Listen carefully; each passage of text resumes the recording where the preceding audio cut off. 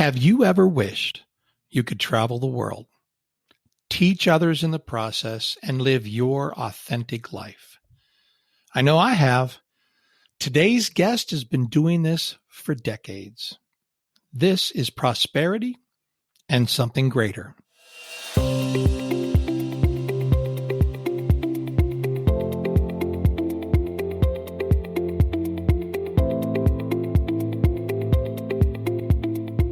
My guest today is Dr. G. Doc Dockery, and he likes to be called Doc. Of everyone I've ever met on my journey, Doc is the one person who I would call a role model for me.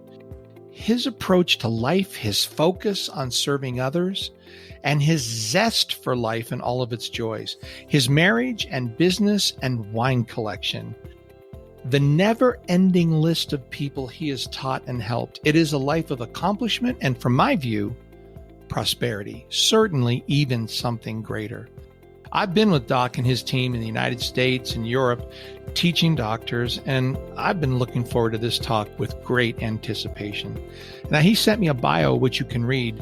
He said it was a short bio. It was 330 words, and I know he tried to keep it short. With accomplishments such as his, it's just hard to do that, impossible even. I know him as the founder and chairman of the board and director of scientific affairs of the International Foot and Ankle Foundation for Education and Research in Everett, Washington. Let's meet one of my heroes now.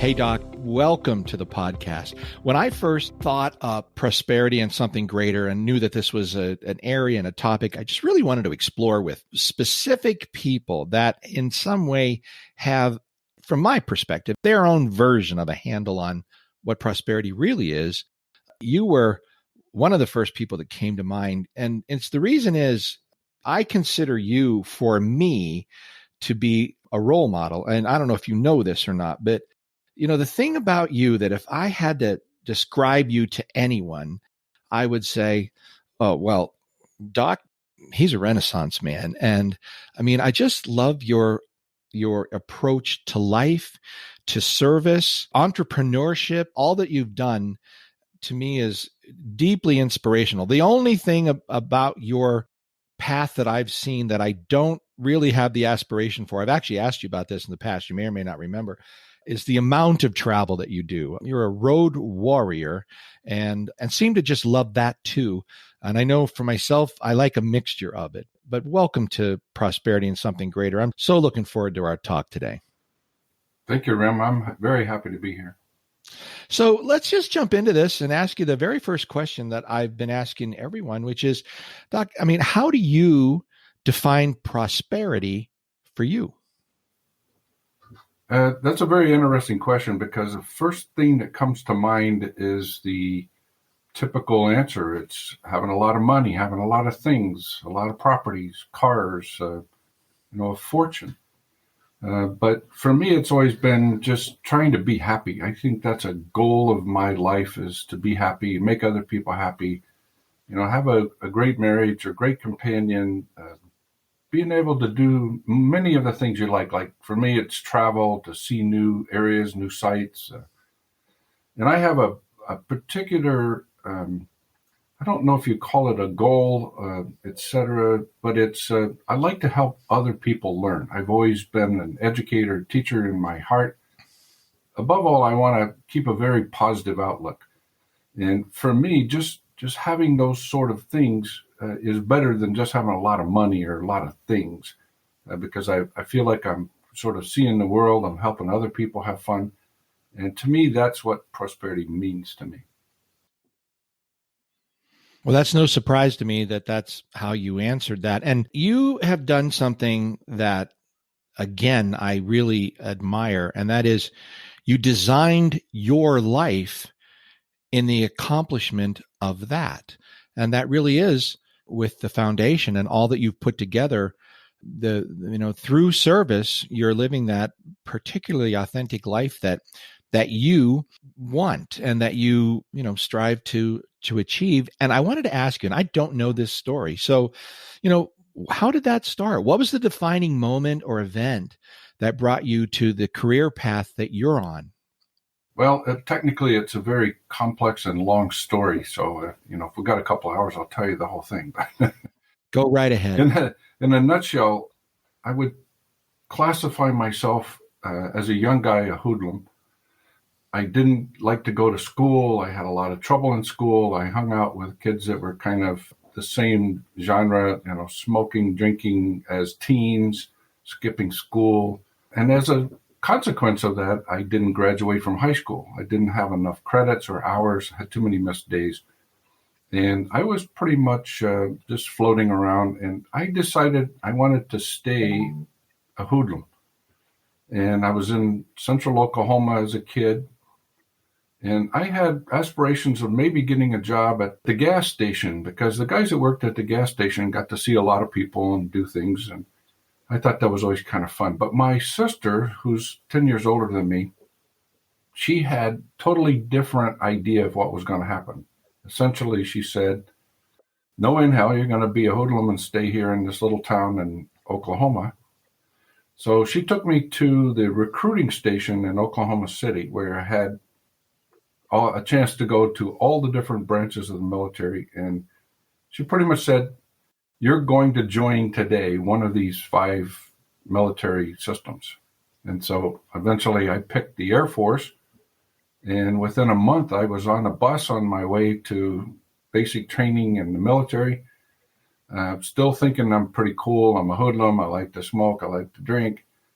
And that 3 months of basic training kind of was odd to me. It was difficult in a way. But I went into the medical corps and the Air Force and went and had some special training and to be a medic and pharmacy, et cetera, and got stationed in Seattle, Washington, actually Spokane, Washington, Fairchild Air Force Base. And towards the end of my 4-year term, I was shipped to Southeast Asia. So we're talking 1966, 67. So at the peak of the Vietnam War, it was a bad time to actually get sent to Southeast Asia, but I ended up with a really cool job. And dragging this story on a little bit, my job was to fly from a secure base in Thailand, right next to the Laotian border, into Vietnam. And we picked up wounded soldiers and then took them to military hospitals all over the country, to Guam, to the Philippines, to Japan. And on one of these trips, I had the opportunity to stay for a week or two at the hospital once we delivered all the wounded soldiers and got them stable. And I decided to do that. So I was in Tachikawa, Japan. And interestingly enough, on the service I was on that first day, there was a major who was taking care of these soldiers with their wounds on their legs and feet and infections, et cetera. And I was fascinated by this guy's doing the surgery and taking care of these awful injuries and finishing up amputations. And he invited me to stay with him, and not on the base, but go to his house in Tachikawa. So every evening we went to his house, and he sort of mentored me and kind of, why don't you think about doing something other than just stay in the military? So that was kind of my start of looking at this.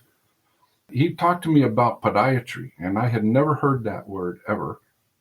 And so when I got back to the States in 1968, I started looking around, and I looked at podiatrists in Spokane, Washington. There were 10 at the time.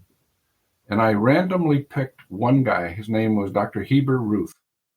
Turns out Dr. Ruth was the only podiatrist in town who had surgical privileges. He was doing surgery at a small private hospital, 10-bed hospital. He had a very busy practice. I went to visit him, and I'm still in the military thinking I might stay in the military. I had worked on an orthopedic ward when I came back at Fairchild Hospital, and the orthopedist there said, you really should get out of the military, go to college, come back in as an officer. Don't stay enlisted. It's just a lot better privileges, better pay, better life, housing, etc. But I pretty much said, I didn't even graduate from high school. How am I going to get out and go to college? So when I met Dr. Ruth, he said, why don't you come and work with me on Saturday, because he had Saturday clinics, and then you'll get an idea what podiatry is really like. So I did. I followed him around, and I was very impressed. When he walked down the streets, people would say, hi, doctor, hi, doctor. He went to the hospital. They were very respectful. And I saw him do a major surgery for me at the time. He did a bunionectomy. And, we're talking 1968. So there were a lot of guys that weren't doing any surgery then. He said, if you enjoy doing this, I'll help you get into podiatry school because I'm on the board of trustees at one of the schools, and I can give you recommendations, help you out. So that long story led me thinking down the road podiatry, but I still had to have my undergraduate. So I went back to the military base, talked to the coordinator, and he said, well, you'll have to take your GED, and that's an equivalence of a high school diploma in order to go to college. And so I did that. I scored really well, surprisingly to me. I got out of the service. I went to college in Spokane.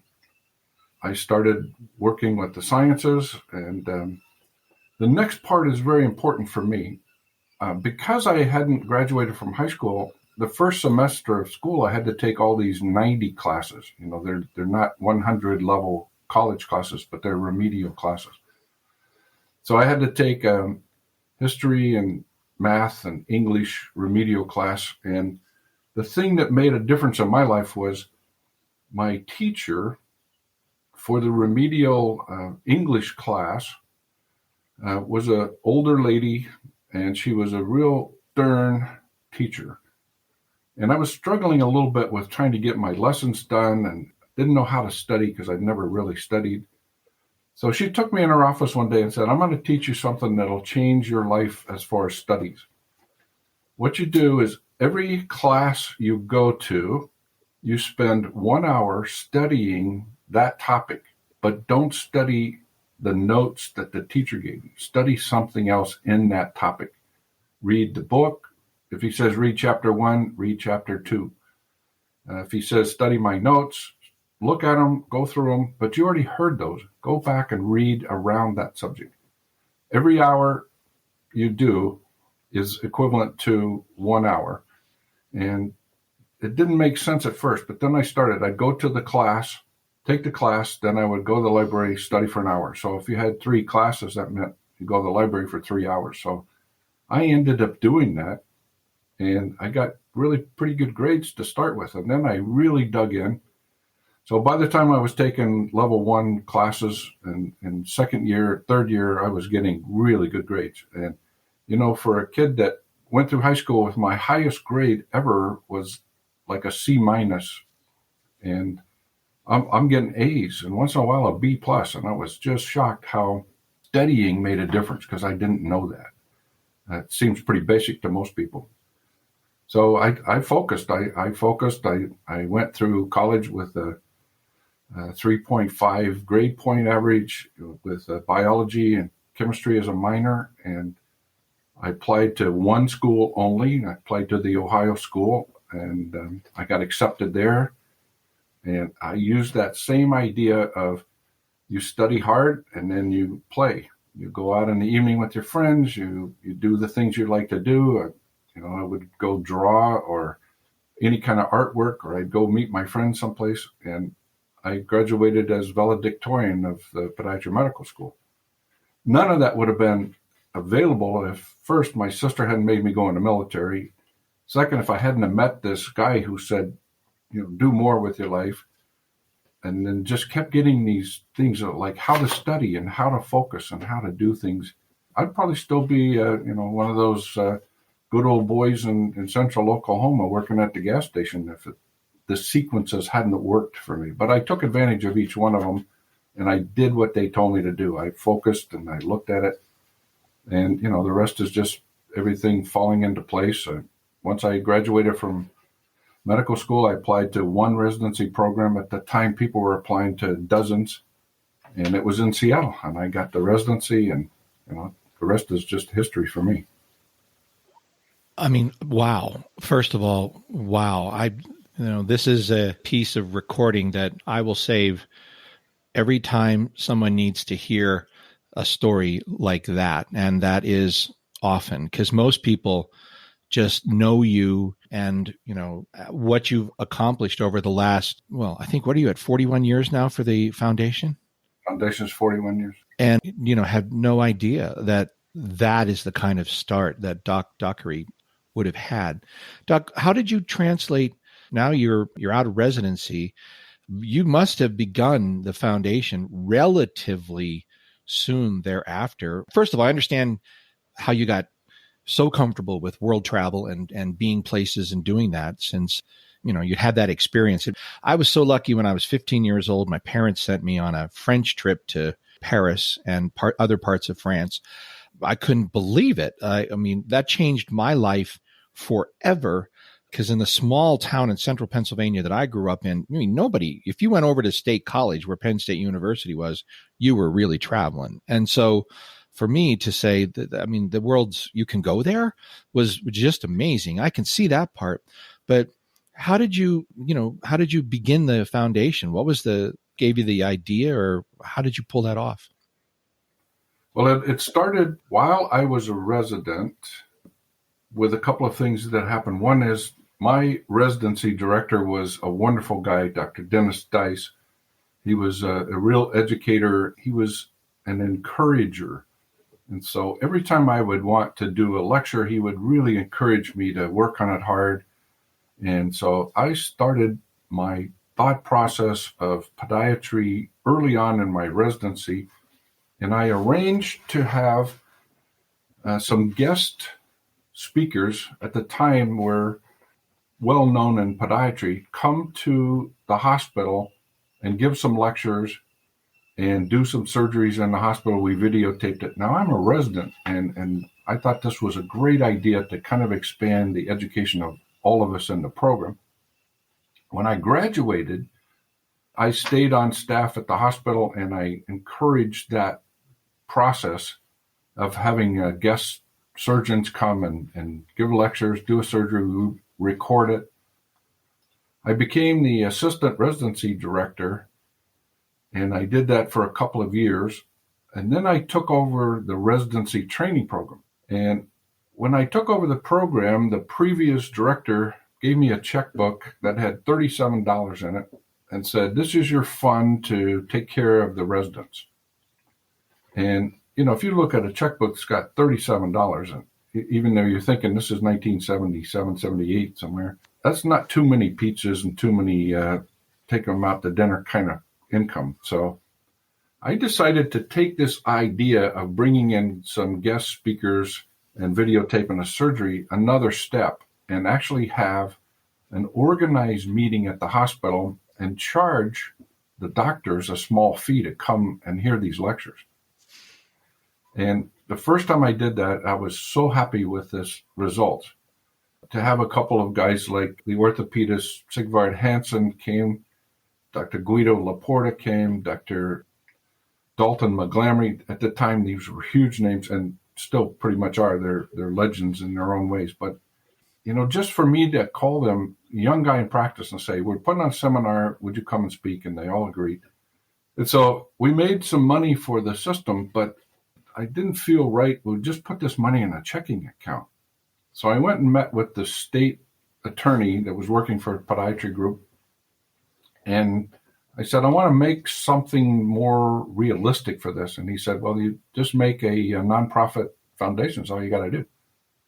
So it took me about 18 months to get that all set up and a fair amount of money to pay the attorneys. And I created the Northwest Podiatric Foundation, NWPF. That was how we started out. And we started having real meetings. I was having one big meeting in Seattle every year. And one year, I went to the American College of Foot and Ankle Surgeons meeting. It was in San Francisco, and they had a post meeting in Hawaii.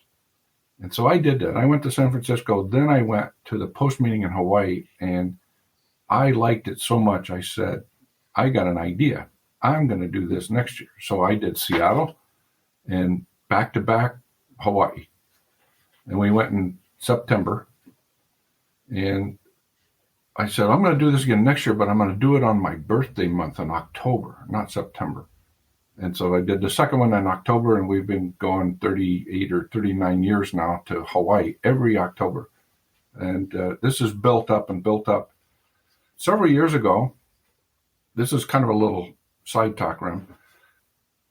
I did a meeting in Beijing, China. We had 65 podiatrists went, and it was a great meeting. We had a dozen Chinese orthopedists at the hospital, and the chief of orthopedists at the hospital asked me after one of the meetings, he said, Doc, can I ask you a question? I said, sure. He said, why are you here? And I said, why am I here? He said, you're in Beijing, China, but your company is Northwest. You should be in the Northwest. And I said, no, we travel the world. And he said, well, then you should call it the World Podiatric Foundation. Oh, good idea. The very next year, we had a meeting in Dublin, Ireland. And I was meeting with the hotel representative I'd been working with for months to set up the meeting place, the rooms, the breaks, the luncheons, et cetera, at the hotel. We stayed at the Clondalf Castle in Dublin. And she said, everything's okay. We've signed all the papers, but can I ask you a question? Sure, I say. She said, my daughter, who's 10 years old, has a rash on her neck and her shoulder, and nobody can seem to figure it out. Would you or some of your doctors take a look at my daughter? And I said, well, yes, but, we're podiatrists. And she said, oh, I thought you were a pediatrician. It's the Northwest Pediatric Foundation. I said, no, we're podiatrists. She said, what is podiatrist? I said, foot and ankle surgeon. She said, well, why don't you call foot and ankle? So I came back home and said to my board of directors, we need to change Northwest Podiatric Foundation to the World Foot and Ankle Foundation. And my wife, Mary Crawford, said, well, that's stupid. Let's call it International Foot and Ankle Foundation, not World. And so, bing, we changed everything that week to International Foot and Ankle Foundation. And now we're up to 12 meetings a year. We have multiple workshops in ankle arthroscopy. We have big workshops in how to do frames and muscle flaps. We have resort meetings all over the place. As you know, we have them in Las Vegas and Hawaii, and we do a lot of international meetings in Europe and in Asia. And it's just become a major source of continuing medical education at fun places with really important stuff. It's not like we're sitting at the airport hotel just listening to the same lectures over and over. We try to really mix it up and just have a lot of fun at the same time. So it kind of fits my whole personality. Let's travel. Let's have fun. Let's go to nice restaurants. Let's eat some good food. Let's have camaraderie and some really good CME. I don't want the standard lectures. I like what you do, what's your specialty, what you're passionate about. And that's worked really well for me. It sure has. And I've had the great delight to join you in Hawaii, in Italy, in Napa Valley, in Seattle, always here in Vegas, my home base. And I just love hearing that story. It's funny, the name Top Practices came to me. I wasn't really sure what I should name my company. And I was at a board meeting of the AAPPM, the American Academy of Podiatric Practice Management. And Hal Ornstein was saying, the only reason that we're able to be at this board meeting is we have top practices. We have great people. And I sat there and I thought, it's like that Shakespeare in Love. Every time somebody says their name, he's like, good name. I was sitting there, I thought, top practices. Good name. I think I'll use that. And of course, now it's as if, how could it ever have been anything else? Fits and it says what you're trying to get across, and that's perfect. Yeah, that's great. I just love hearing that story. And I've seen you see, and he just said, hey, let's try that. Let's do this. And really one of the keys there is it was about things that you love to do anyway and wanted to do, and about taking risks and about, at some point, learning that you could do things you never knew you could do, like graduate from high school. Goodness me, it would never have thought that that was part of your story. And it's amazing to me. Doc, we all have challenges and obstacles that we face every day. Can you share, what do you deal with on your daily journey? What can trip you up? Well, I have a couple of minor issues. One is when I was in practice full-time, clinical practice, I was seeing a lot of patients. I had 2 full days of surgery. I was residency director. I was director of the Department of Surgery. And at night, I was writing articles for publication. I was working on a book. And when you're putting that kind of time in, it's hard to focus on your family and your personal life. So I struggle with trying to balance that a little bit. And it's difficult if you get so many, what do they say, irons in the fire, your horse might walk away before you get your shoes on. That was happening to me a lot. And so I eventually kind of figured that out a little bit better. In general, when I'm lecturing 30 to 40 times a year, I'm running the Northwest Podiatric Foundation. I'm trying to work with residents. I'm doing the Crippled Children Project twice a year in the Yucatan, Mexico. I also have this problem of trying to avoid shiny rocks and squirrels, and especially shiny squirrels. It's real easy for me to have 4 or 5 things going at once because I'm working on project A and a bird will chirp outside and I'll look up and I'll see a book on the shelf. Oh, I was going to read that first chapter again. And I left project A and now I'm reading a chapter in a book that's 20 years old. And then the phone rings and I talk to somebody and they say, what are you doing about the trip next year for Hawaii? And I'm like, oh, and so then I get my Hawaii folder out and that happens to me a lot where it looks like I'm bouncing from corner to corner like a pinball. But I try to get back to where I was going with Project A. And that's something I struggle with every day because, my wife says I have attention deficit syndrome, but it's not like I forgot those things. I just maybe jump around a little bit, but I try to get them all done. I have a real project timeline orientation. I know that by a certain date, I need to have my speakers lined up for a meeting coming up 3 months.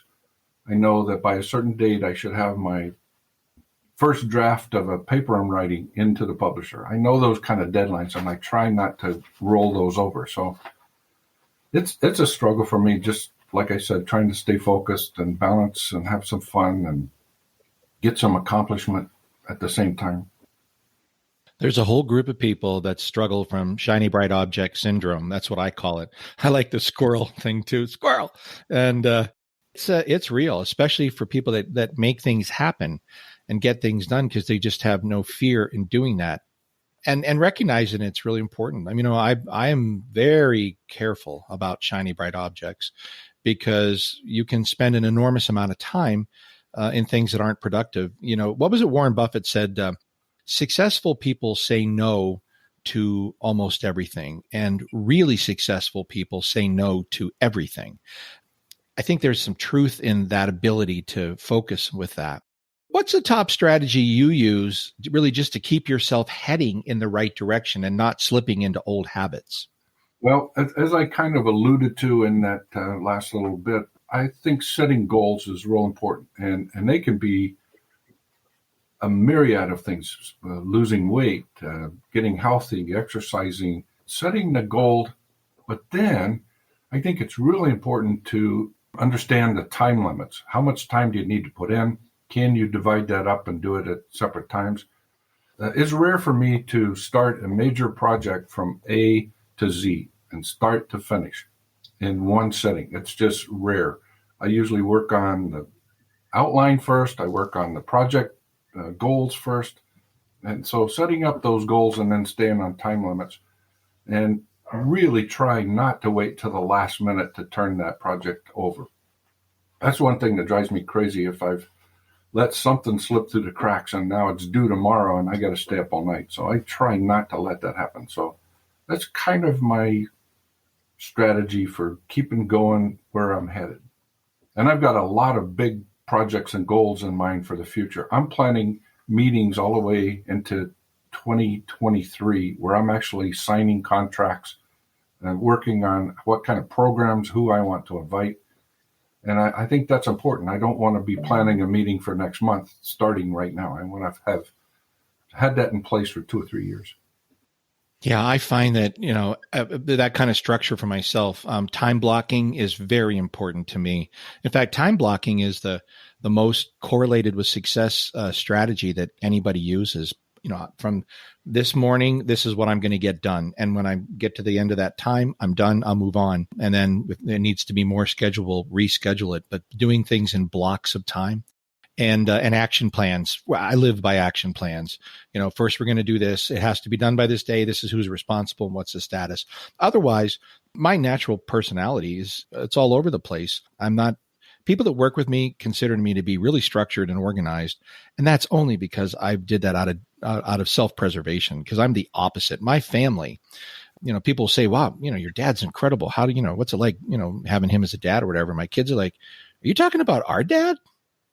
Because they see me as an entirely different person that never knows what's going on, because that's sort of my set. And with my family, I'm just me.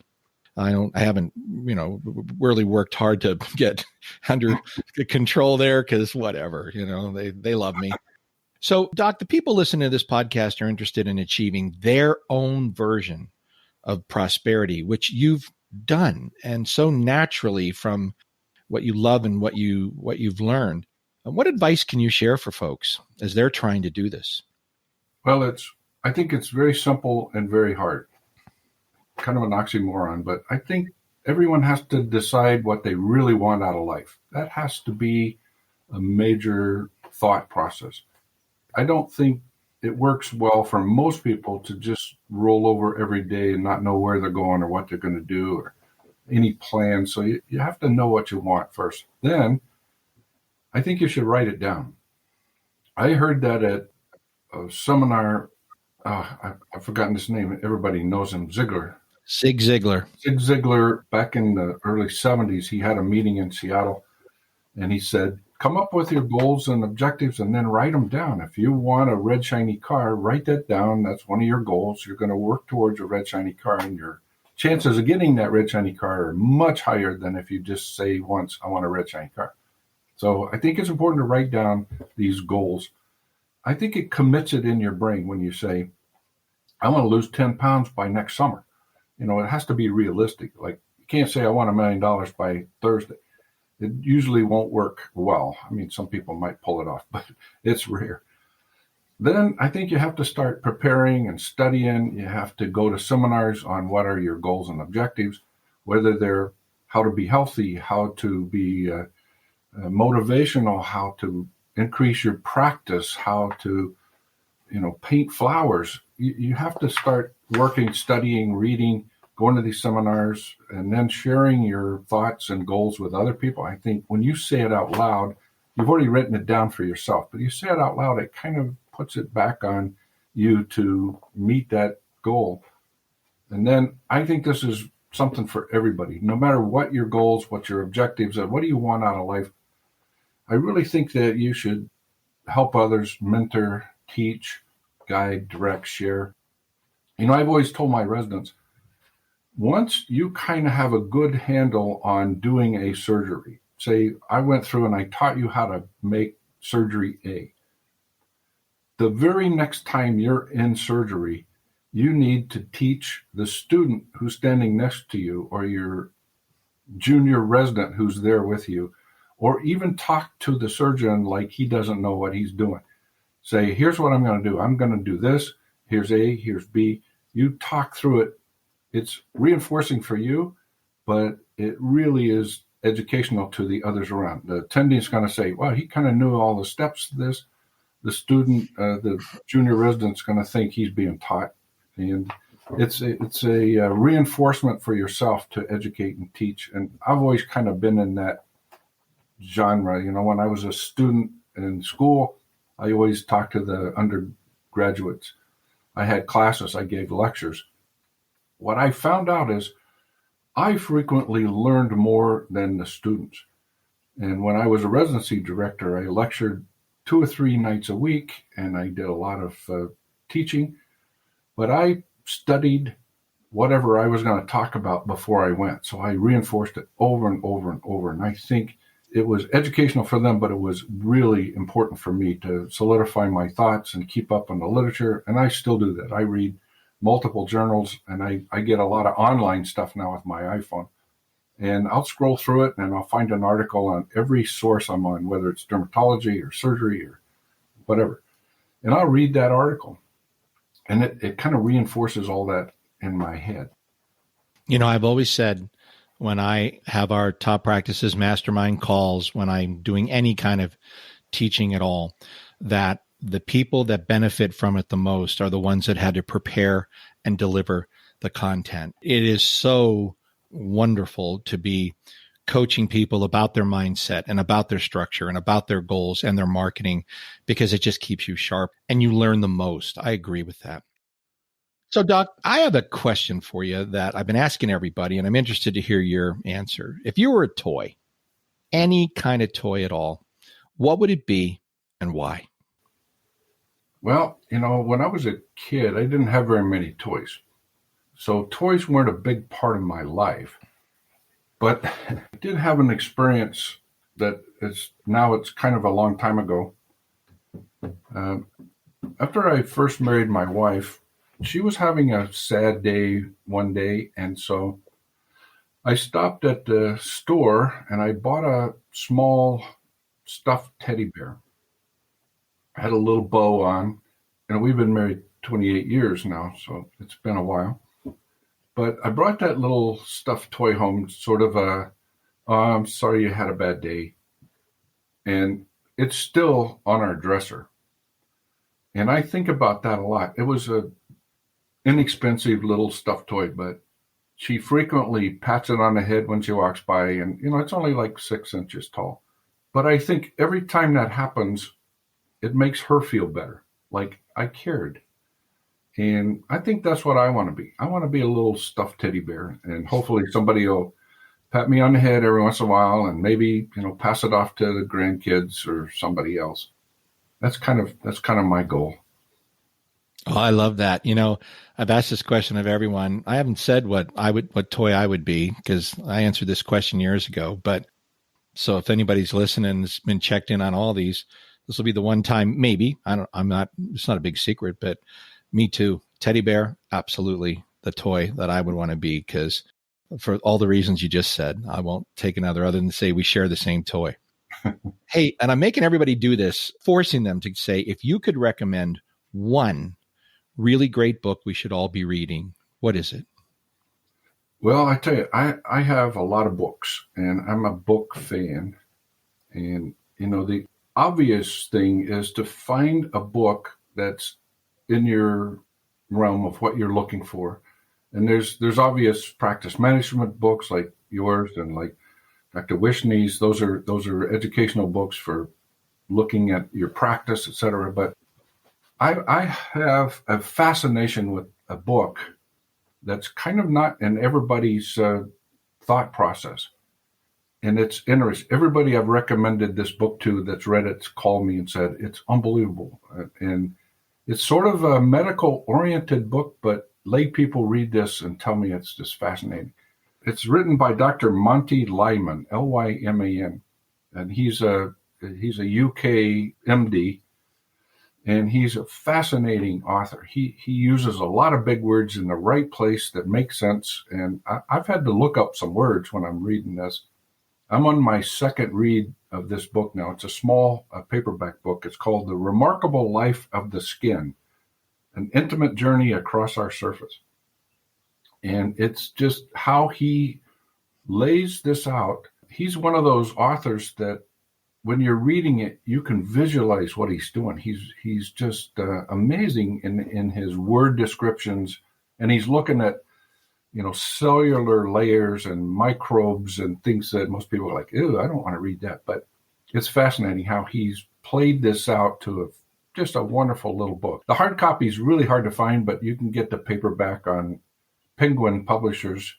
It's a UK product, but you can buy it online. It's like $10 to $15. It's very inexpensive. And I can't tell you how many times people have said, I really appreciate this. It was fascinating. And it's sort of, you feel like you're getting educated. And I've even had people, doctors say, I wish I would have read this book before I took my dermatology class, or I wished I'd had that when I was a student in medical school. So it's just a fascinating book.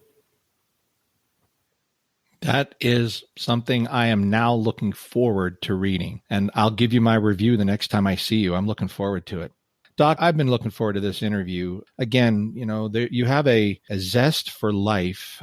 It is so much fun to be with you, and it's also so really something to watch you and the doctors that you have and other folks that are just out there doing what they can to help others.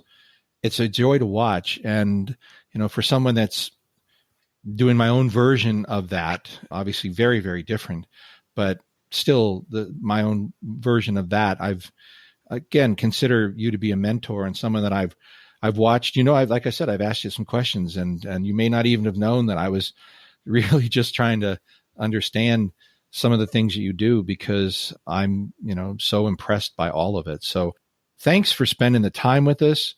I'm going to let you get back to your wonderful life and tell Mary I said hi. Doc, I'll see you very soon on the road. Thanks, my friend. Thanks. That was enjoyable. I appreciate the invite. Okay. Till next time. When we meet people in our life who have accomplished so much and who we'd like to emulate, and then find out that they started their life as a hoodlum, I don't know about you, but that gives me a lot of hope. Hope for everyone, even those we love who are struggling right now.